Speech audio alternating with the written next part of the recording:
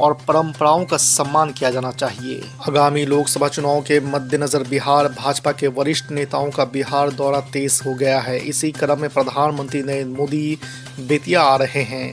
आगामी 4 फरवरी को बेतिया में उनकी रैली प्रस्तावित है। इसके पहले 30 जनवरी को कटिहार में भाजपा अध्यक्ष जेपी नड्डा की रैली होगी। फरवरी में गृह मंत्री अमित शाह भी बिहार दौरे पर आएंगे। कांग्रेस नेता राहुल गांधी की पूर्णिया की सभा में मुख्यमंत्री नीतीश कुमार शामिल होंगे। बिहार में राहुल गांधी की भारत जोड़ो न्याय यात्रा 29 जनवरी को पश्चिम बंगाल से किशनगंज में प्रवेश करेगी। 29 जनवरी को किशनगंज में और 30 को पूर्णिया में सभा होगी।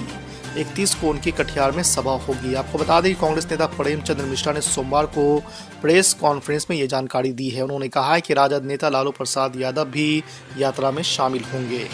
में रामलला विराजमान हो गए हैं। श्रद्धा और आस्था का महापर्व इस दौरान पूरे देश में देखा जा रहा है। अयोध्या की तो छठा ही निराली थी, जहां प्रधानमंत्री नरेंद्र मोदी ने श्री राम की प्राण प्रतिष्ठा की, तो वहीं तमाम मेहमान एक टक इस ऐतिहासिक क्षण को देखते रहे। अयोध्या में विवादित स्थल की पहली और दूसरी खुदाई के दौरान एएसआई के अधिकारी रहे के मोहम्मद का कहना है कि मुसलमानों को ज्ञानवापी और मथुरा की शाही ईदगाह को हिंदुओं को सौंप देनी चाहिए।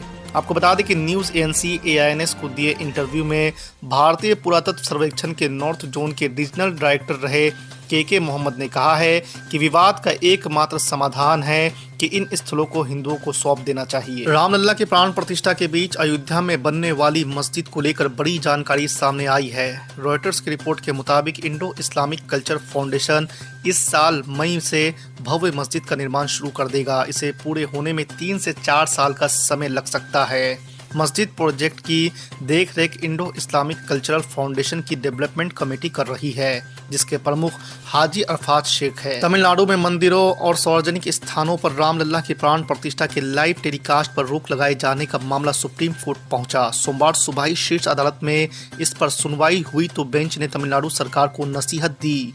अदालत ने कहा है कि लाइव स्ट्रीमिंग की मांगों को खारिज न किया जाए।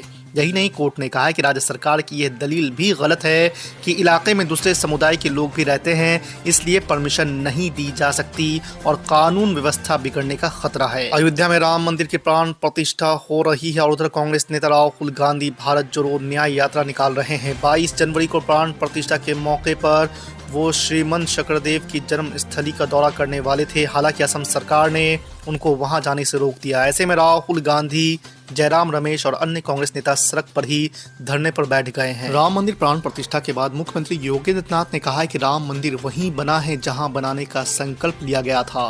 प्राण प्रतिष्ठा की बधाई देते हुए मुख्यमंत्री योगी आदित्यनाथ ने कहा है कि आज मन भाव विभोर है। इस पावन अवसर पर भारत का हर ग्राम अयोध्या धाम है। साथ ही मुख्यमंत्री योगी आदित्यनाथ ने कहा है कि ऐसा लगता है कि हम त्रेता युग में आ गए हैं। केंद्रीय गृह मंत्री अमित शाह ने रविवार को कहा कि अगले 3 वर्षों के भीतर देश से नक्सलवाद का खात्मा हो जाएगा। अमित शाह ने नक्सल प्रभावित दूर दराज के इलाकों में विकास गतिविधियों में तेजी लाने का निर्देश दिया है।